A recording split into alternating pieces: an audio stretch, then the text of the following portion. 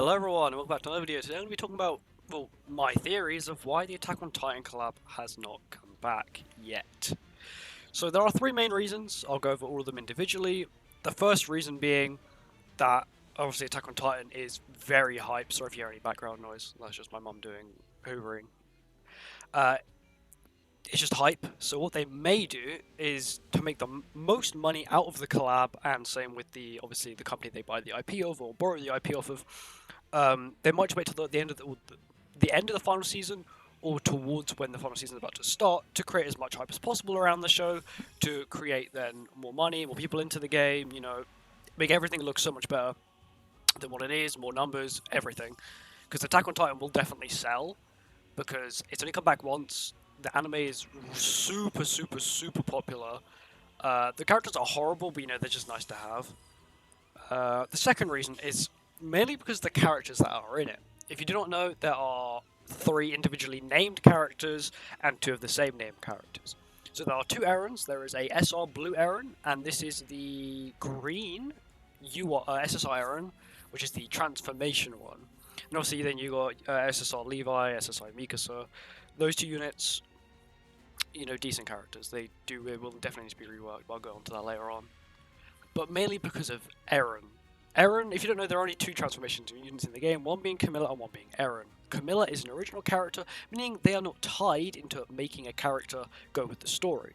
And she's not received a single character since her launch.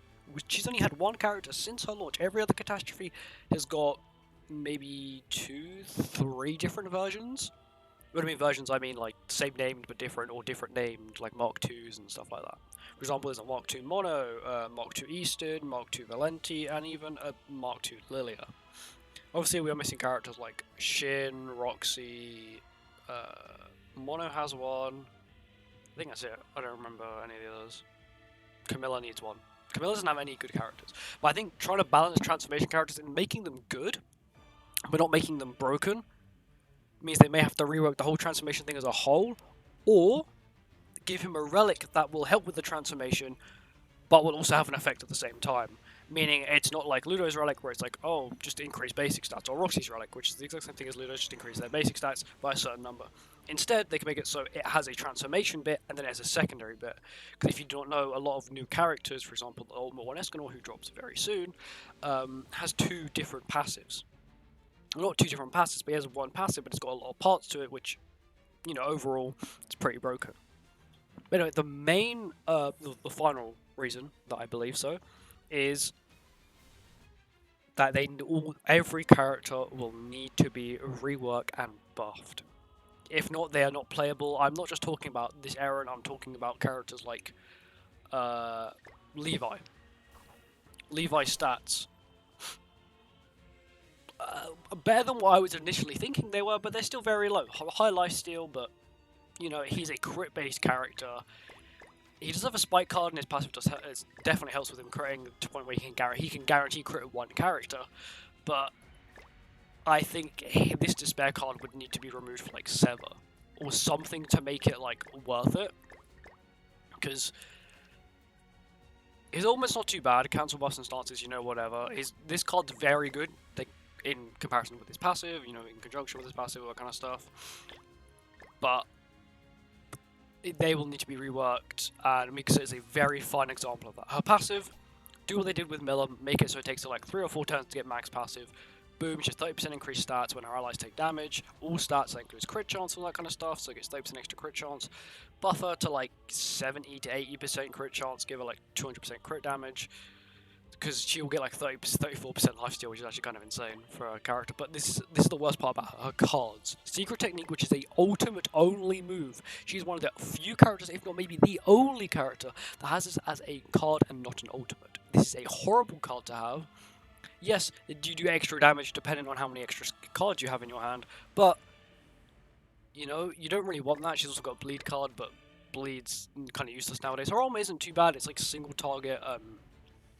It's literally just single target 8 and melee ult. Decent art multiplier, of course, 50% increased stats. We've seen that on recent collab characters like Raftalia, very good.